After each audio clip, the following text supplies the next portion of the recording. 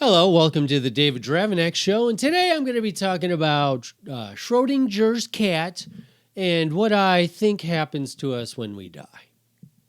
Heavy topics. Well, I'm not going to explain Schrodinger's cat. I will say that, hey, Hollywood, I know you're dumb, and you can't even film a casino scene where it's correct. I used to work at a casino, and still, 2023, I just watched the movie Air. They have a scene where Matt Damon's playing craps. It is 100% wrong. They got a pass line bet with 4 odds bets behind it. Nobody has ever played craps before and says that's not right. Everyone's just like, yeah, let's film it stupidly like that.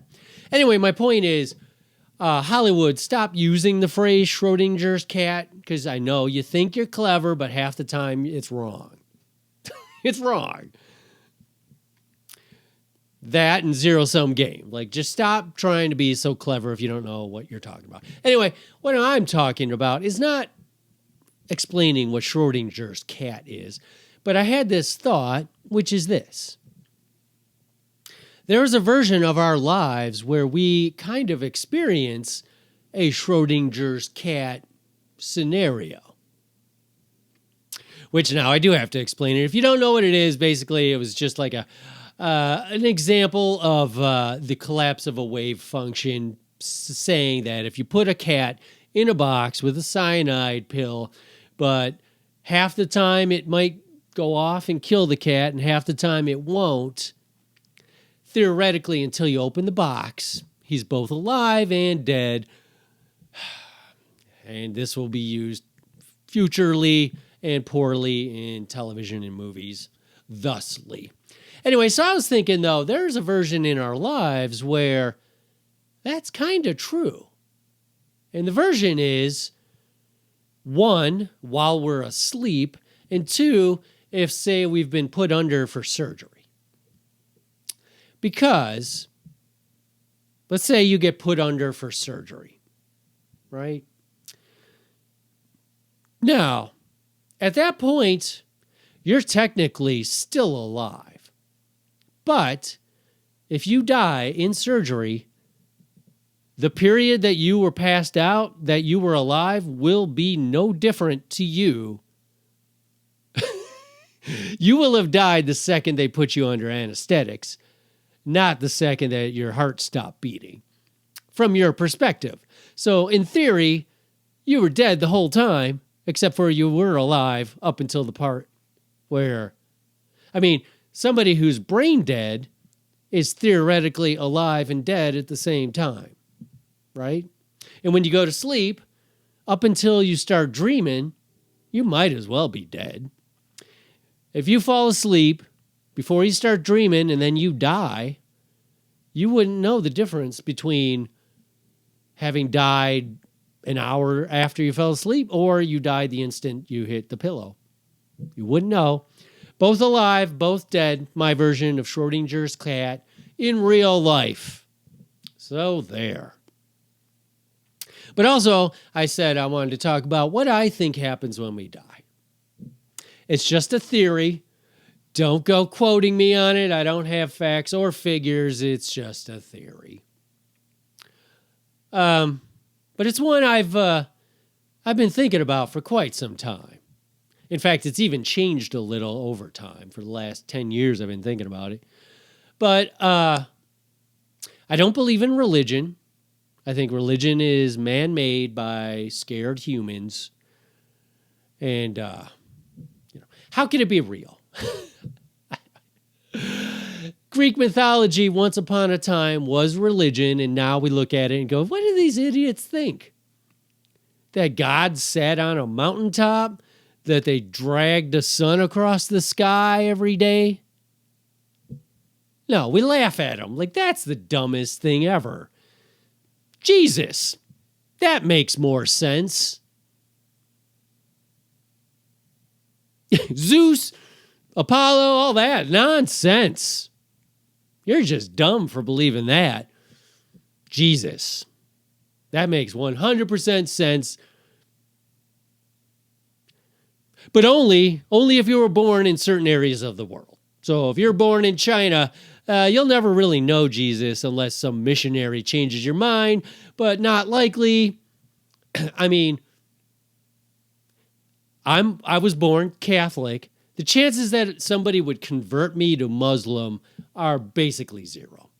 And not because I have anything against Muslim, it's because I was raised to believe this one thing.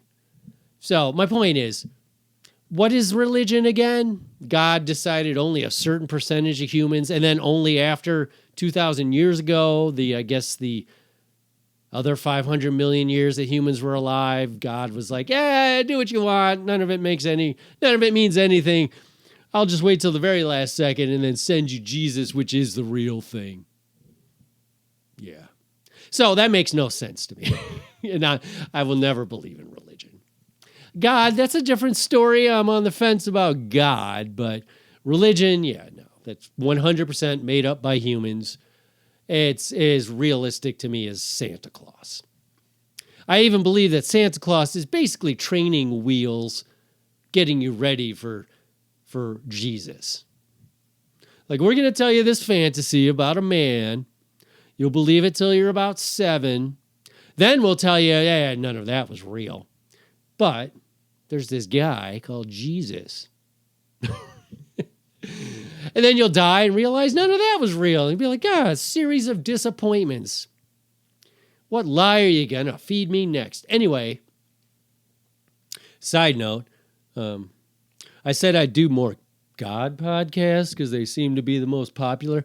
Only because I get a lot of people who hate my guts and have no problem leaving that in the comments. But that's not why I'm doing this. I'm not a whore.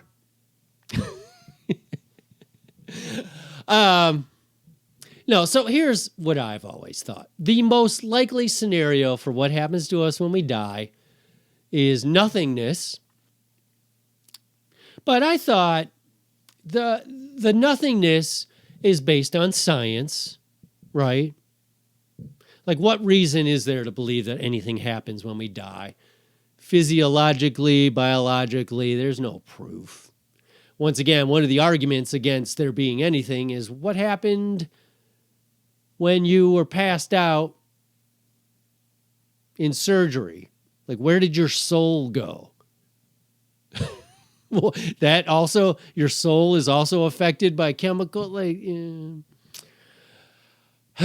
but so nothingness is the most likely. But then I thought the second most likely is you will live again. You'll live again in the sense, and I don't mean reincarnation, that hocus pocus, but it sort of is, but not in the way that people who run around talking about reincarnation believe that there's still a version of their previous life. What I'm saying is, if the universe is made out of atoms and quarks and all that stuff, and life is formed from all of that, and the universe, if it is one thing, it is the best recycling system there ever was.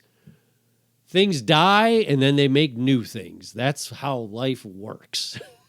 Stars die, they create new elements, they create new stars, they create new elements that eventually create life, who then goes around eating each other.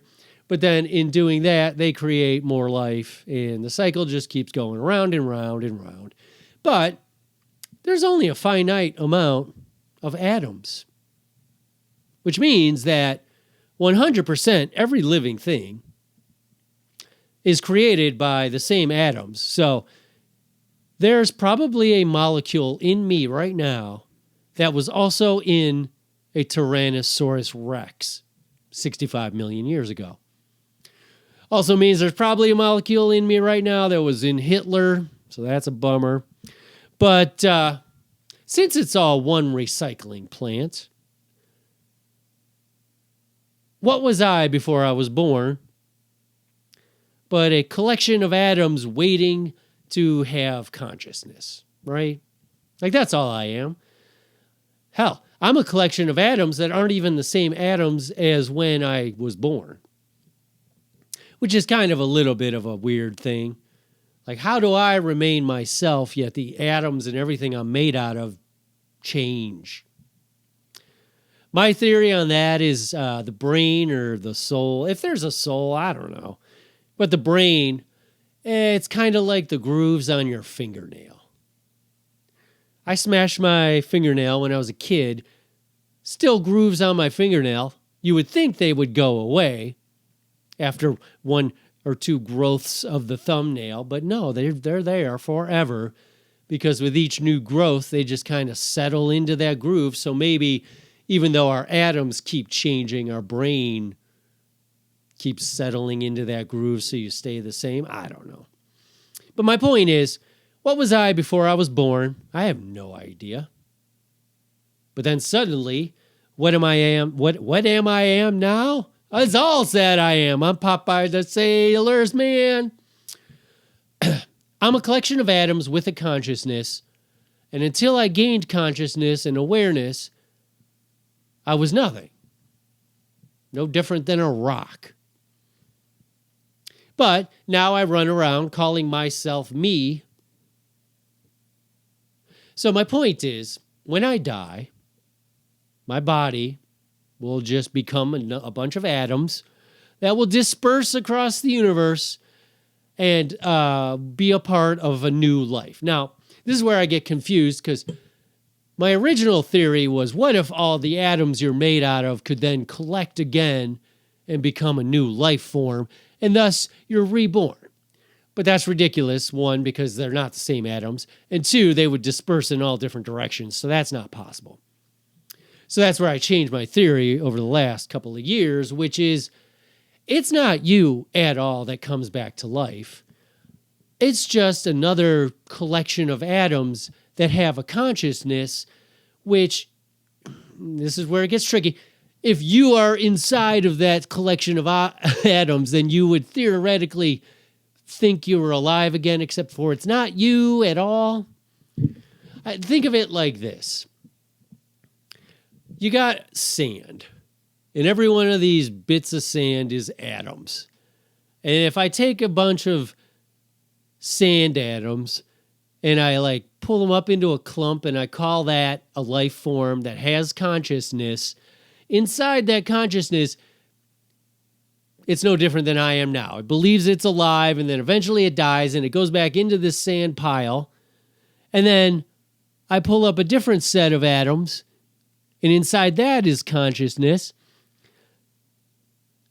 Now, it's not the same consciousness that was inside this atoms, but for all intents and purposes, it might as well be.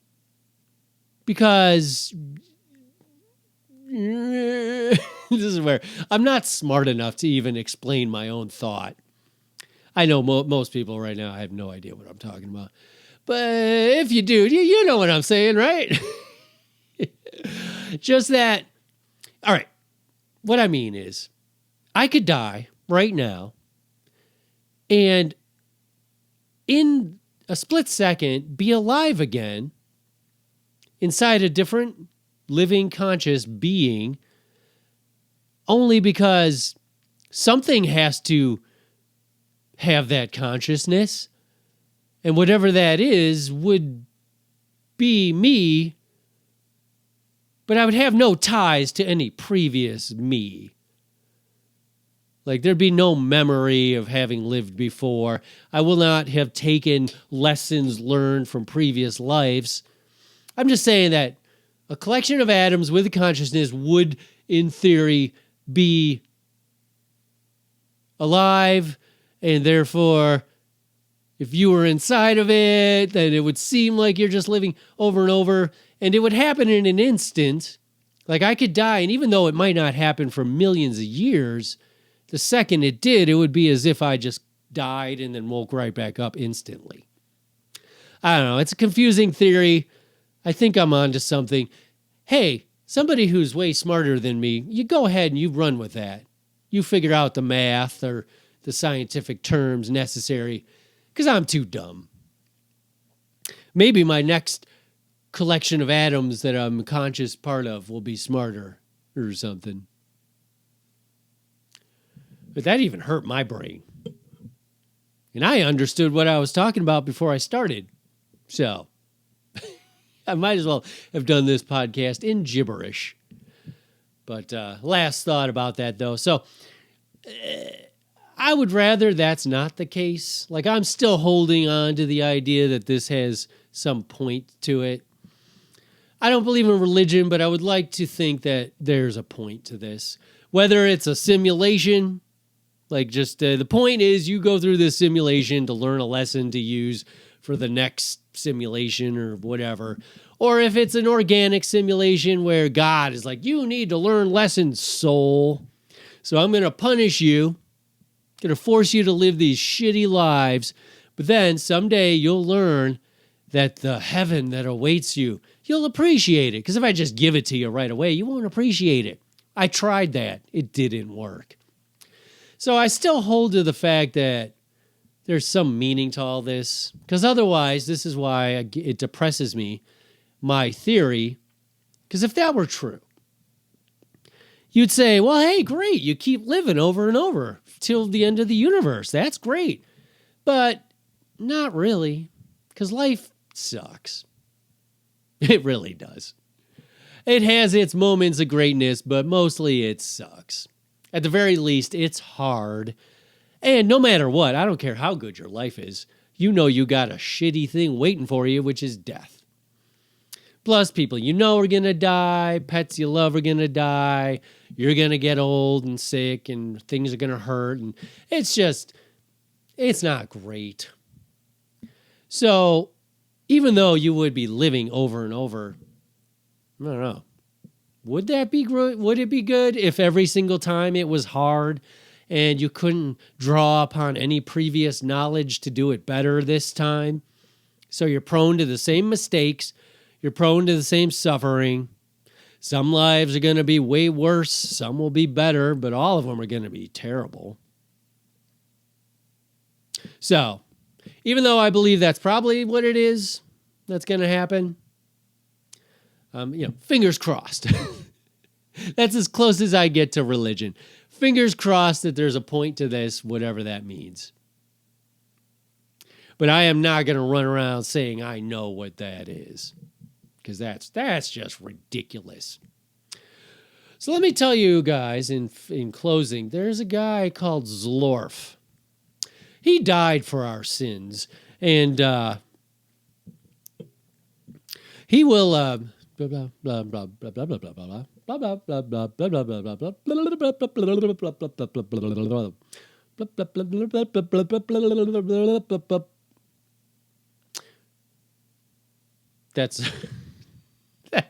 That's my version of the Zorth religion. And that was me speaking in tongues. Anyway, what was I talking about? Schrodinger's cat.